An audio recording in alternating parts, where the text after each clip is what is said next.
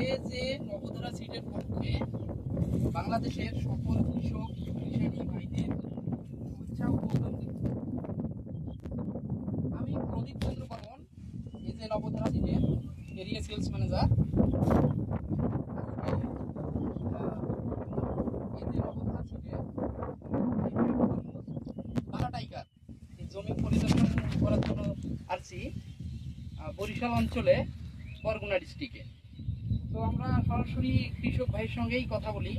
তো এই যে নবধারা সিডের বাংলা টাইগার তরমুজ ফলন, বৈশিষ্ট্য এবং কি ধরনের হয়েছে, তো আমরা আসেন তাদের কৃষক ভাইয়ের সঙ্গে একটু কথা বলি।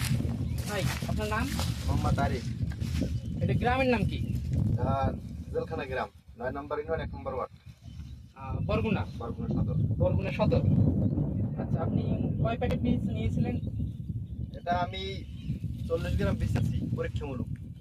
40 গ্রাম বীজ আনছি এবং ভালো ফলন হয়েছে, কালারও ভালো হয়েছে এবং ওয়েটও ভালো হয়েছে।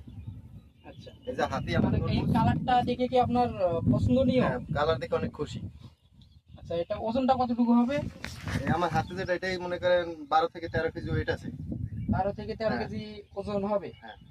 তো কৃষক ভাই নিজের মুখে বলতেছে একটা তরমুজ 12 থেকে 13 কেজি হয়ে যাবে, কিন্তু ওইটা আমরা দেখতে পাচ্ছি এই 40 গ্রাম বীজে অসংখ্য পরিমাণ তরমুজ ধরেছে এবং প্রত্যেকটা গাছে দেখা যাচ্ছে যে 3টাও 4টাও রাখছে, কিন্তু তারপর সম পরিমাণ তরমুজের সাইজ চলে আসছে।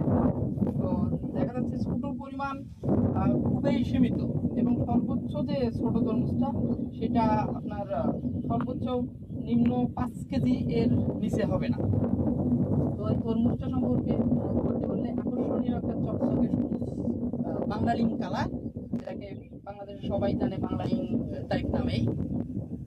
তো বরগুনা ডিস্ট্রিক্টে ওনার এই তরমুজ চাষাবাদ করা দেখে, তো এই যে নবধারা সিডের বাংলা টাইগার তরমুজ চাষ করার জন্য অনেক কৃষকও আগ্রহ প্রকাশ করেছে এবং পরবর্তীতেও এই কৃষক ভাই ব্যাপক আকারে বা উনি এবছর 140% জমিতে বপন করেছেন এই বীজ।